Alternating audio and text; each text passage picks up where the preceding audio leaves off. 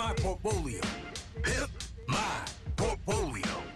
We have a listener on the line. We have our expert in the room to pimp the portfolio and give some advice of our listeners. So, Luke Laretive, welcome. Bryce, Ren, how are you? We're Good, very Luke. well. And then on the line, all the way from Brazil, we have Vincent. Vincent, how are you? Bom dia. I'm well. Nice. Now, it's currently about 10 past 1 local time in Brazil, so thank you for staying up all night to do this call with us. We hope Luke's advice is worth it. Certainly not. But Ren, take us through Vincent's portfolio. Okay, so Vincent has a portfolio that I'm very interested to see what Luke has to say. Vincent's biggest holding is Bitcoin, 37% of the portfolio, and then a large holding in an individual stock, New Holdings, NU. And then we've got 5 ETFs, Vanguard FTSE All World, XUS, NASDAQ 100, S&P 500, FANG Plus, and then back home in Australia, we've got A200. And then finally, 2 individual stocks, Latin Resources and Ioneer. So Luke, we always like to start with a bit of a nickname. What have you got for Vincent? All right, all the Portuguese and Brazilian speakers, please don't slag me off here. All right, so it's O Fogo de Litio. Okay. Do we want the is- translation? Does Vincent know what that means? Probably not, but it's the lithium fire is what Google Translate tells me is what it The stands lithium for. fire. Lithium fire. Okay. Close enough. Yeah, Close okay, enough. cool. So, Close enough. How would you say the lithium fire, Vincent? Oh yeah, no, that's fine. That's fine. Yeah. Near enough. Fire and lithium. yeah. Yeah. It's about as close as I could get on Google Translate, so I apologise. So before Luke gets into his thoughts, Vincent, why don't you tell us a little bit about how this portfolio came to be? I originally started listening to podcasts like this one, and kind of just got interested in different stocks and positions from guests and doing different reading. So it was a few years ago, which was good, but then had a number of individual positions that weren't really kind of doing much, and then kind of focused more and read more and did a bit more research on ETFs, and then kind of sold out a number of small positions, and then just really kind of consolidated that into ETFs. So I wanted to get kind of like a broad exposure to Australia, the world, and obviously the US. And I know that it's probably kind of heavily weighted towards the US, with essentially kind of 3 ETFs somewhat doing the same thing. But with the crypto, originally kind of started out with Bitcoin, and then have just been DCAing into that over the last couple of years, and that's just kind of grown significantly, just obviously with the appreciation of the value of Bitcoin.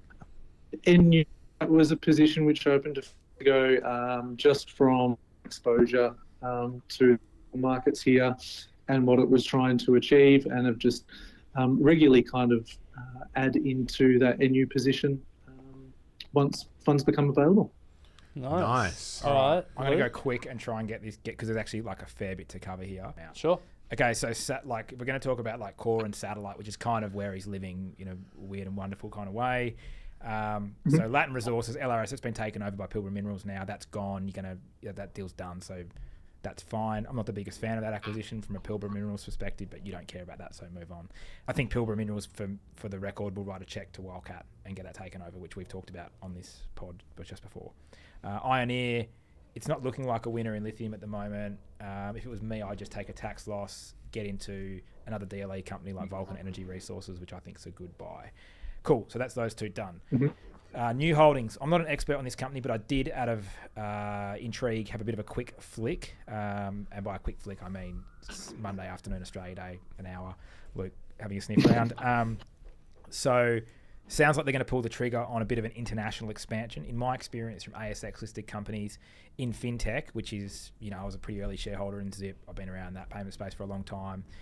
Not dissimilar to kind of where New are sort of living in the digital banking zone. This can be harder and more expensive in practice than stated. So I would be very skeptical on that. And just if you're going to stick with it, have a real close look at that strategy and make sure that you agree with it. It's not cheap. and it is losing sort of momentum across the analyst community. So it has had a few downgrades lately, and a bit of sort of negative on bullish people getting negative, particularly the more bullish people, the more bullish analysts in the market. So you shouldn't have 25% of your money in any single stock unless you're the founder and operator of it. And so I would definitely reduce my exposure. But if you like it, you might know more about it than me. But I certainly, it's not a bad stock for your portfolio. I don't hate it, but I just think you need to be careful. I didn't know anything about it, but I'm looking at its growth numbers, and pretty good. There's some impressive growth there. So who says emerging markets aren't good places to invest? Just to be clear, it's listed on the New York Stock Exchange. It's New Holdings. It's a digital banking services provider. Yep. Yeah. Digitizing good little business. Like there's nothing wrong with it at all. It's more just price and weight in your portfolio, and from here, what's it doing, and what's going to be the incremental return from here. Okay, so that's all done. Let's get to your core, because that's what matters. Now, core should be, in this portfolio, you'd think would be your index ETF-y type stuff, plus what I'm going to label as store of wealth allocation. In my view, my opinion, and this is just an opinion, other people have different opinions, store of wealth part of your portfolio should be like 5 or 10% of the portfolio. Now, how you cut that, gold, Bitcoin, I don't know, whatever, cans of milk in your mattress, like I don't care, whatever. That's kind of the right number for the hedge inflation stuff. In my view, many Bitcoin bulls and many Bitcoin, and I'm doing this with the most like sketchy finger italics you can ever do, economists would tell you that you should convert 30, 40, 50, 80% of your fiat currency into Bitcoin because they're going to inflate it away and the blah, blah, blah. I don't agree with that. It's not my view. So, Vincent, you've got to decide what your number is in terms of how much you want to have of your liquid assets storing wealth. But I just ask you to have a think about it. It's not really advice. It's more like a prod, if that makes sense. Sure. Yes. Other than that, I probably would give up on like all these ETFs and just go to a broad-based MSCI all-world type situation. And simplify your life, and then it's going to be easier to sort of delineate, okay, this is my core bit, this is my satellite bit, this is my store of wealth bit. You could probably get there with four holdings, in terms of like a core ETF or two, a couple of stocks that you like, and your Bitcoin. So just that would be my only feedback. I think the construction's not quite right. I would like to see like maybe 50% of the money invested in that core, and then something else, some other mix of the other stuff. But again, you can leave that. It's up to you. I can't tell you what to do. That's really up to you. So Vincent, there was a fair bit there. Any questions that come out of that? Yeah, it's more just kind of like follow-up comment really, because currently what I'm doing now, I'm DCAing about 80% into that kind of core component, with about 20% going into Bitcoin. But it's just that it's run so much over the last, kind of little while, that it's just kind of naturally kind of like letting the runners run kind of thing. So yeah, it's just, I already kind of thought it was simple. Yeah, the boys know my thoughts on, letting the winners run and cutting the losers for like arbitrarily like that. I think that's not good portfolio strategy and doesn't work out in the long run generally.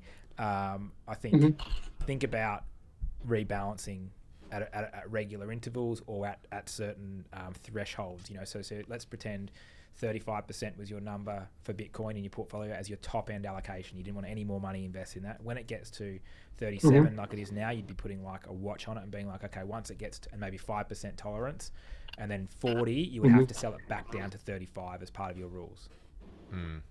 Yeah, Does that make sense? So that way you'd always, and you would reinvest that money to the other part of the portfolio that wasn't doing so well, such that you were hopefully like, buying avocados in summer when they're on sale type vibes. So there are two ways to approach that rebalance. One is you have optimal portfolio weights, and then when something gets out of weight, that's the trigger to rebalance. The other one you said was periodically checking it at rebalancing. Yeah, suboptimal. I reckon the threshold one's way better. Threshold's better? Yeah, because it's more like we're rebalancing to get the weights right. So we're basing our decision on the weights rather than just time, some arbitrary time that we label, how many revolutions around the sun or whatever. Yeah. Okay. Yeah. Nice. And Vincent, are you DCAing into all the ETFs every whatever period it is? Yes, yeah, every single one. Because Evenly, yeah. there's probably a huge overlap between Nasdaq 100, S&P 500, and FANG Plus. So I think what Luke was And saying Fang, yeah, there, absolutely. yeah, Yeah. trying to consolidate at least those into a single investment. Particularly worth if your thinking view about. is that, you know, market cap weighted index ETFs are the best way to allocate capital that you can do. In that case, then actually do it is probably what I would say, is because even though you are dollar cost averaging in, you're not following the sort of like the base core principle of adding the most money to the biggest company and the second most money to the second biggest company for your core, if that makes sense. Yeah, sure. Yeah, gotcha. I was going to ask, so just in relation to, so you're saying from a general point of view, there would be some merit in kind of consolidating down the ETFs and going more of a potentially like a global approach. Is there anything kind of hanging around the edges, potentially like in the small cap space or anything like that? Anything which is kind of glaringly obvious? Is there a better way to build your portfolio than just align it with the MSCI or World Index? Yes, is the answer. Do you necessarily want to add that level of complexity to grab the incremental returns? Maybe, right? Depends who you are, what you want to do.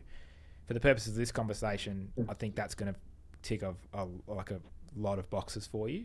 But yes, is there value in allocating more money outside the US right now? Yes. Is there value in buying smaller companies over large companies right now? Yes. Can you do those things with an ETF effectively? I would argue no.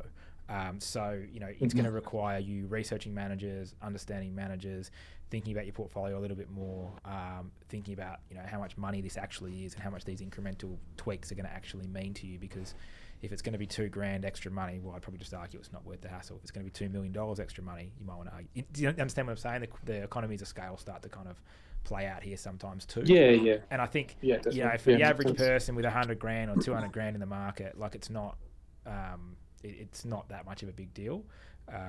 But if you've got 10 or 20 million bucks or even $2 million or you're near retirement age and blah, blah, blah, then stuff starts to change.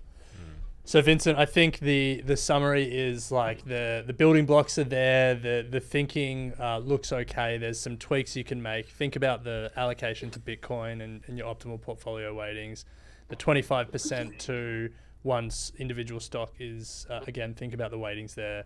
And then think about the construction of the core, but, you're taking steps in the right direction and keep going. And once you get to that $2 million mark, come back on and Luke can talk about the other tilts you can make to the portfolio. It's not about the $2 million mark. Absolutely, yeah.